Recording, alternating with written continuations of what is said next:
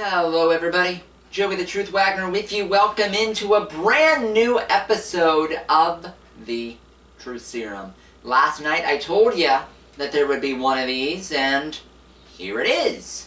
But before I get started, tonight's episode is being sponsored to you by SeatGeek.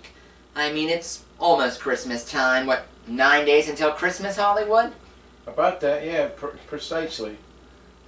9 days until Christmas, and you can't give a friend, a parent, a family member, a sibling, can't give them a better gift than a ticket out to have fun at a Steeler game or a Penguin game or any sporting event. Just a great gift.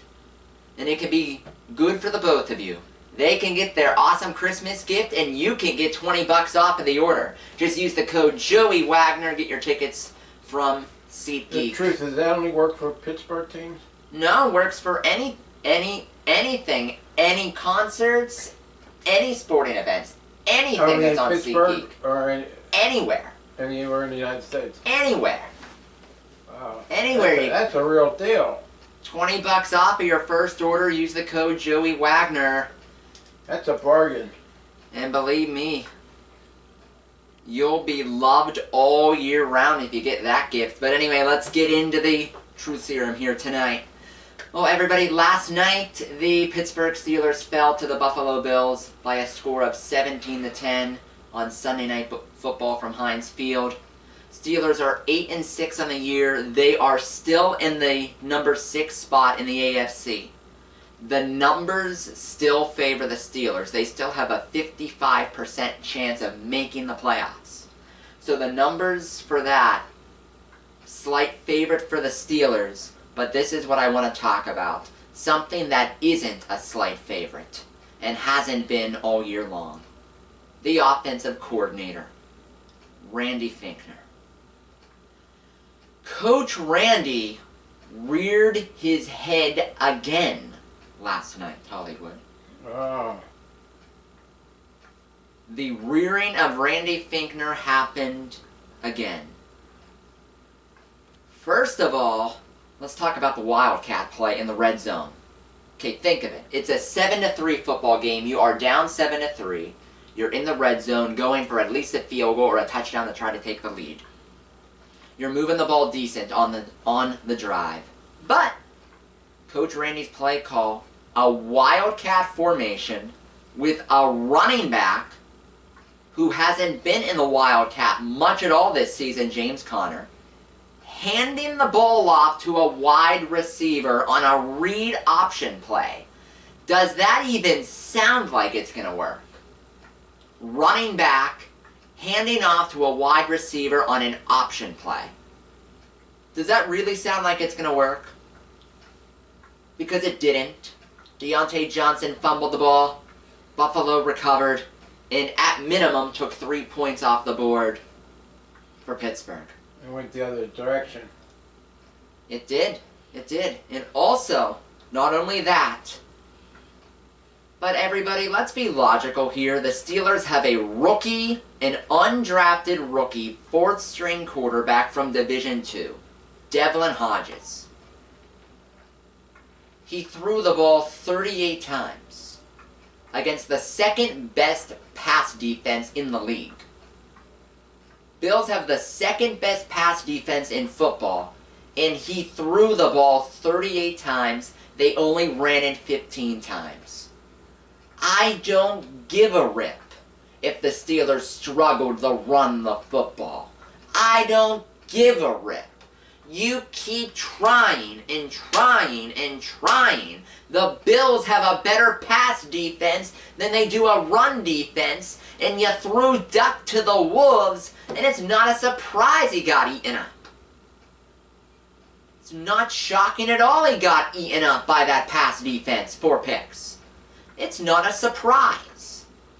Well, this is the Truth Serum, and you're speaking the The truth. game plan, who would think of a game plan where it's the second best pass defense in the league, Buffalo's mediocre at stopping the run, and you throw the ball 38 times and run it 15 times? That's just leaving your young quarterback out to the wolves, and that's just bad game planning. How about at the end there where it was 4th down territory and they threw the ball? They would have had 4 downs just to run it for 10 yards each time. 2.5 average run. Well, that I understand throwing the ball, because if you run the ball, you have no timeouts. The clock But keeps there was moving. like 7 minutes left. Oh yes, that made no sense. That made completely no sense. I forgot about that one, Hollywood. Thank you. It was a 17-10 game, about 7 minutes to go, and they run pass, pass, pass. Duck had no chance. None. 3 and out, punt it away. No chance. The play calling, I don't get. I don't understand. I really don't. And it's not just last night's game. In the Arizona game, Hollywood, in the Arizona game, the Arizona Cardinals had the worst pass defense in football. The worst pass defense in football. So you could eat them alive. You know what the Steelers did? Threw the ball 19 times against the worst pass defense in football. A week later, second best pass defense, throw it 38 times. I don't get it. I don't get the play calling. I don't get this staff. I don't. Especially offensively, I don't get it.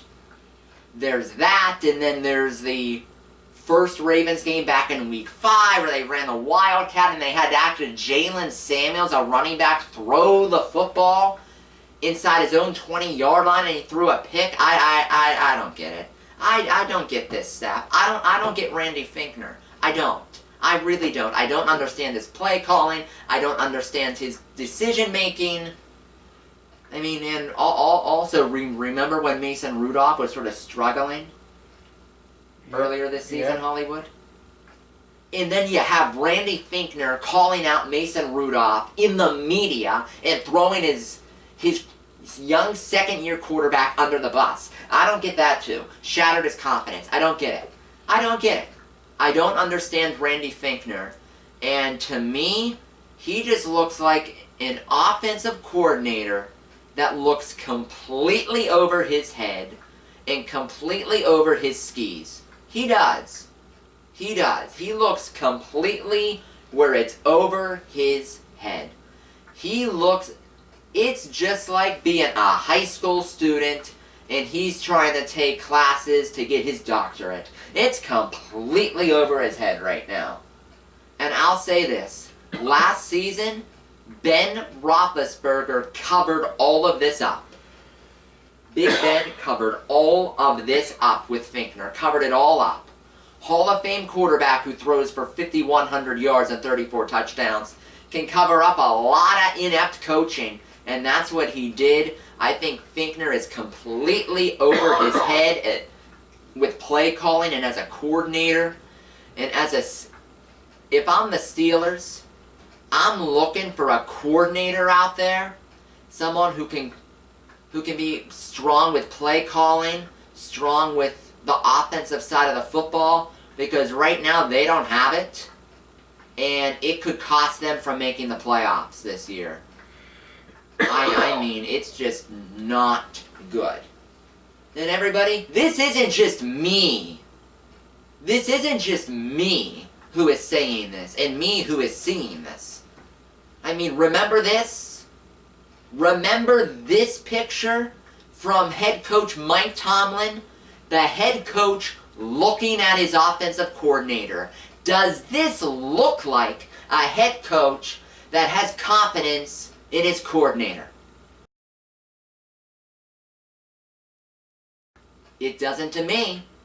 Not at all. Doesn't to me.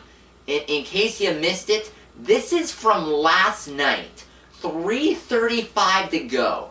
This looks like a Hall of Fame quarterback that wants to bite his coordinator's head off.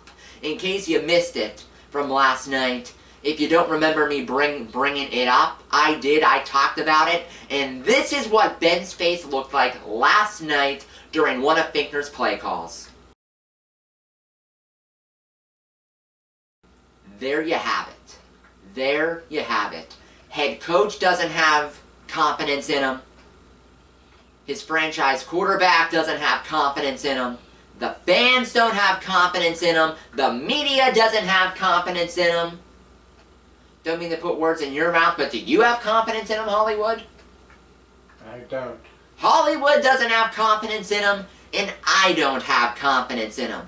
The Steelers have to improve at offensive coordinator, and it needs to happen this offseason. I mean, Mike McCarthy's still unemployed. Bunch of other coordinators out there that are still unemployed. Get me a good play caller. Get me an offensive coordinator. I mean, at this stage, I think I'd take Todd Haley back. Really. You know, the rush from Buffalo is really full of pressure. It was real. Their defensive line You is have to run the ball. excellent. Their defensive line is excellent, but the play calling was shoddy at best. 38 passes, 15 runs.